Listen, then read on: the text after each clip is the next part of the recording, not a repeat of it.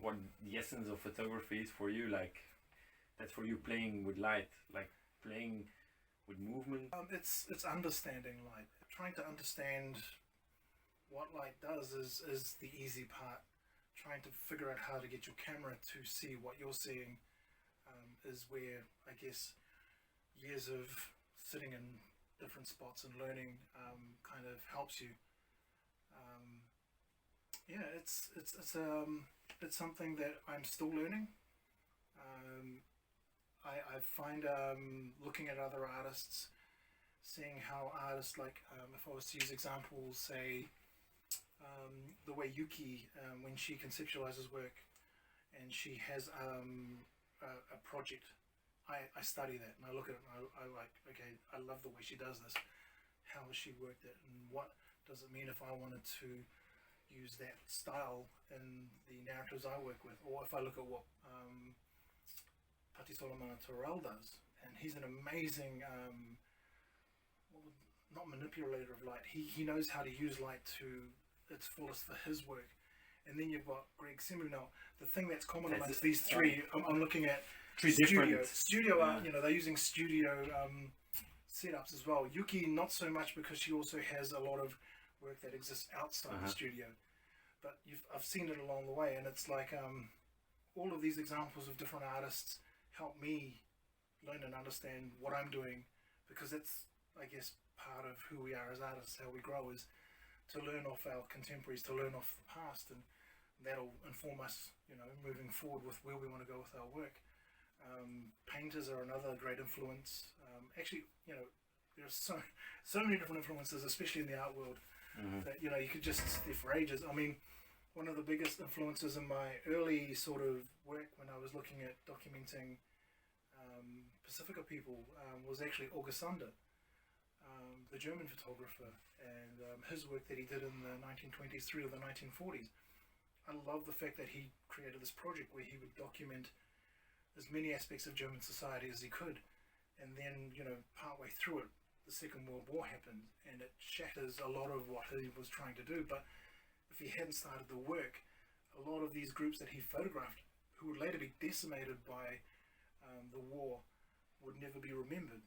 But he captured that, and, you know, that's the other part of photography that I absolutely love, and it's something that a few of us have talked about in our practice. It's like, if you were to look at photography from a Pacific perspective, or from a perspective of someone from this area, it's not the idea of painting with light. It's more the concept of catching time, chasing memories, or chasing time and catching memories. That's more about what we do. It's how we capture I guess, our communities. When we take these photos, they are images that are part of us, and we get to hold on to them, and we get to review them again. And, you know, it's a photo is no longer a 2D image; it's an ancestor. Are you interested in like coming years, or in coming weeks, months, to experiment or to tell stories with different other media, or is it something you've never thought about? Currently, photography is where I sit at. You know, it's I guess it's that thing that we talked about before. It's not, the camera doesn't define me. The camera is merely a part of my toolbox. I'm the artist, and my message I'm trying to get out, I'm using this camera to do it at the moment. I still illustrate, I still draw. I would love, if anything, this sounds weird, I'd love to try working with clay.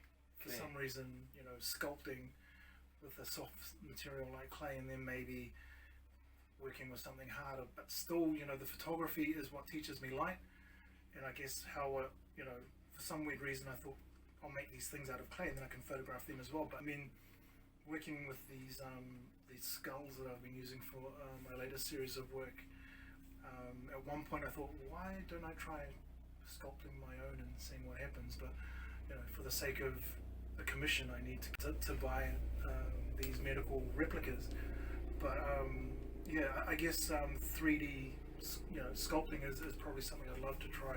Yeah, from the interview we can tell that you're an incredible storyteller, and also in your work there's so many stories that you've already told, and difficult stories, emotional stories, beautiful stories. Oh, thanks. Yeah. But are there any plans for future stories? Which you want There to are tell? always stories to tell.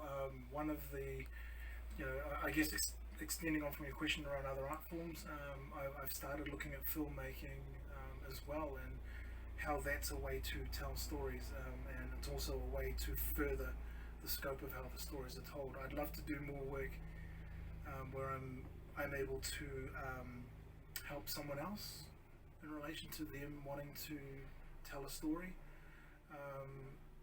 I guess the tricky thing is, like with photography, if you look at things like photojournalism, the idea is, okay, we'll send out someone, they'll go into a place and they'll create the story. They'll take all the photos and then bring it back. In principle, I like that idea, but if it came down to it, and if someone wanted me to go to, say,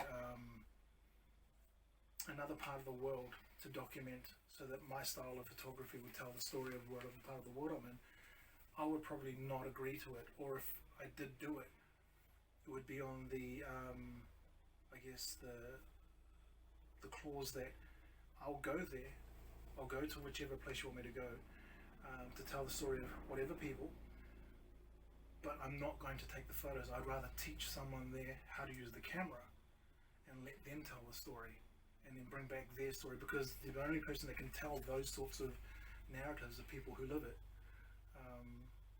It would be like someone coming into my house to tell the stories of the dogs. To document it, I'm sure there'd be some great, photojournalists that could do that. But at the end of the day, I'd know that, well, you only stayed in the house for 15 minutes, and this is not really what my dogs are like. Give me the camera and I'll show you what my dogs look like. So I'd rather teach than take the place of someone else in that sort of situation. It's beautiful. Thank you so much, Raymond. No worries. Thank you.